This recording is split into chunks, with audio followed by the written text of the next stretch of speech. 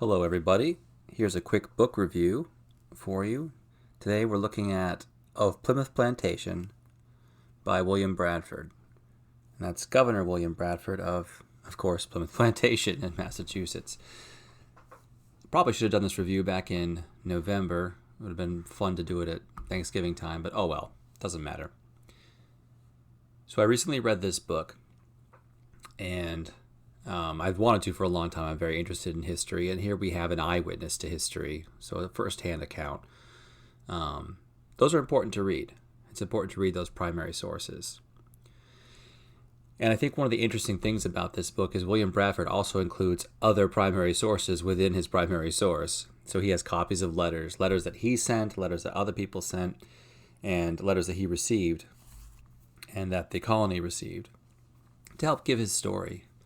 And I thought it was very well done, actually. But this particular version is edited by Caleb Johnson, who is I believe a Pilgrim descendant, and he has worked very tirelessly to go through this book and certainly, I guess, edit it to make it readable. Because let's look at a copy of. So here's Bradford's handwriting. This isn't a really good scan, as you can tell.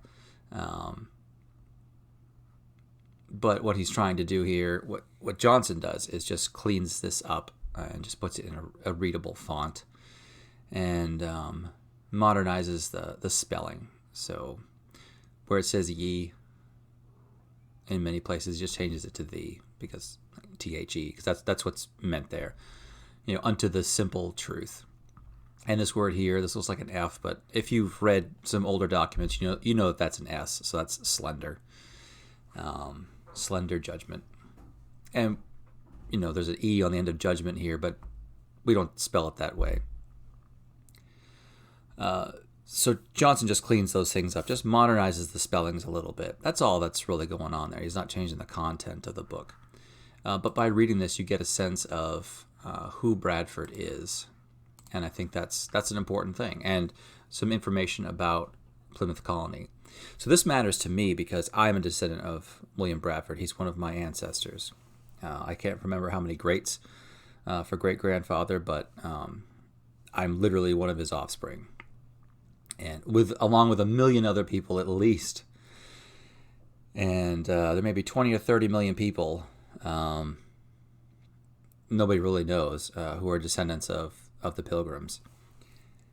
And I descend from like 16 of them. I just can't remember. It's a lot that I know so far.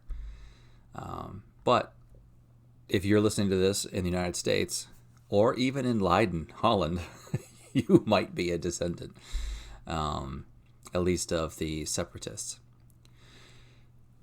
One of the things I found interesting with this is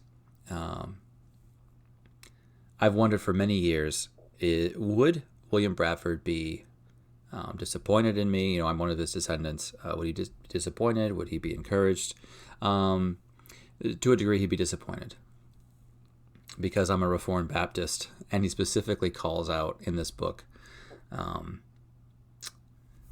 the founder of Rhode Island there, Roger Williams, who actually spent time at Plymouth and was trying to work through some of his theology, and he hadn't developed his Baptist thoughts yet in Plymouth, but Bradford could tell that the man was wrestling with something, and he was disappointed that Williams became a Baptist, a Credo Baptist, that is, rather than a Paedo Baptist or Infant Baptist.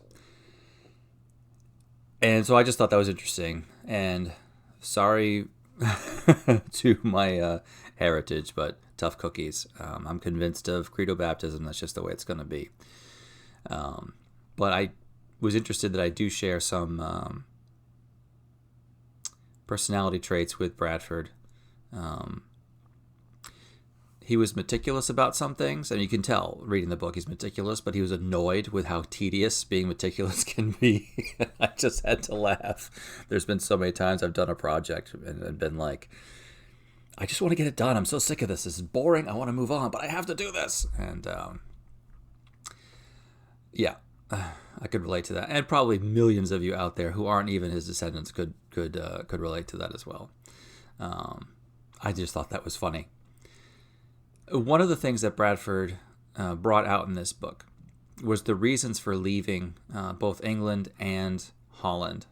So, of course, the separatists, who had the same theology as the Puritans, by the way. Bradford didn't approve of the Puritans accepting the Puritan label. He thought that was a mistake. But anyway, excuse me. So the Pilgrims went to, the separatists that is, went to Holland to get away from persecution in England. And then Bradford gives the reasons for leaving Holland and coming to North America. And this is fascinating. So the first reason was the culture of the Dutch was kind of rubbing off on the separatists' youth, and they didn't like what they were seeing. And they're like, we got to get out of here. We're still English, so we want to keep our culture. We got to get out of here. And so they also saw coming to North America as spreading God's kingdom, both in a physical sense by building a new town, and by in spiritual sense by preaching the gospel to the natives.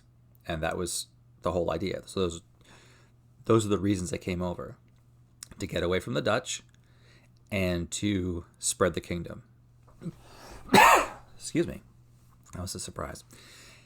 And that was just fascinating to me. Now, as far as eschatology goes, I'm still working through that. And you can listen to some of my earlier videos, and I am a little bit critical of some views of what I call theonomic postmillennialism. Well, that might not be exactly the same brand of eschatology that the Pilgrims and Puritans held to. And this has actually made me calm down a little bit about those issues and actually want to investigate what was it they really believed. And last year, my wife, actually that was this year. Anyway, my wife recently gave me a book by Joel Beakey, and there's another guy, I'm sorry, I can't remember his name, but it's called A Puritan Theology. And it's Puritan theology distilled into a systematic theology book format. So it's a systematic theology book, but it's also really a history book telling you the history of what they believed, what was their theology.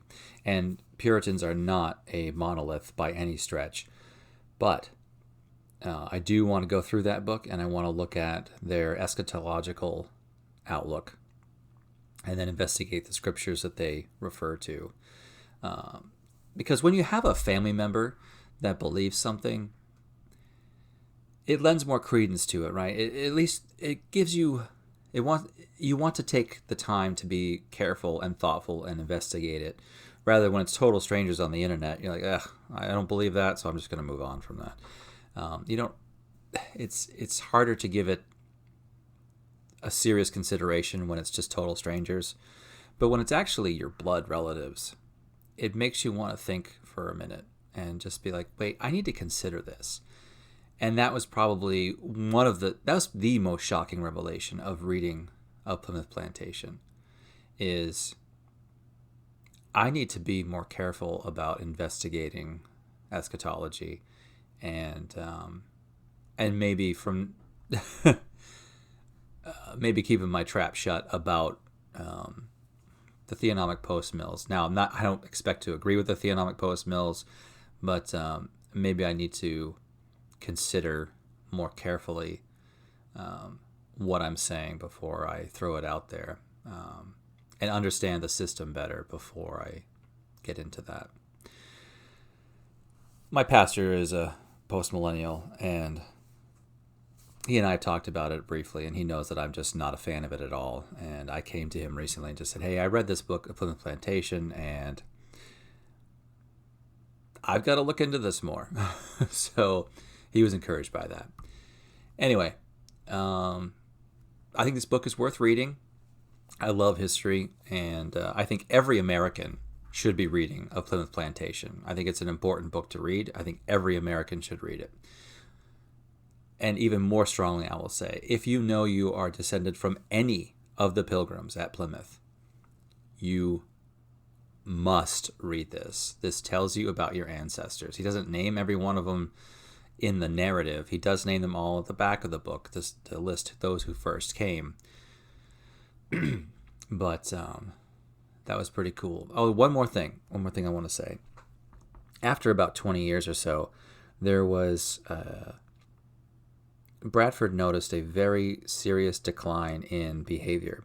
There was a sharp uptick in immorality, and Bradford lamented in the pages of this book that the people in England who were sending over these passengers, these people to join the plantation, should have been vetting them a little more carefully, because there are people that coming over that did not have the same commitment to the same theology, the same values, the same morals, even Christianity at all, that were sent over here.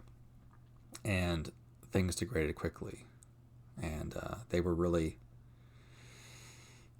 discouraged by that, especially Bradford. All right. Well, I hope that wets your whistle about this book. Please get out there and go to the library, take out a copy, or you can find PDFs online. This is from archive.org. You can read the whole thing.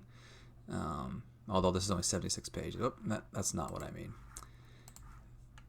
Anyway, this is from archive.org, and you can read the whole thing.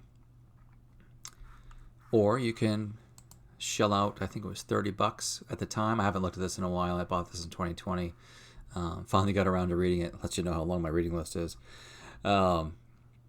If you want to shell out $30, that might be a bit much for some folks. But at least go to the library and I was going to say rent it. That's not right. Lend it from the library. Okay, folks. Hope you have a great time, and I'll see you in the next one.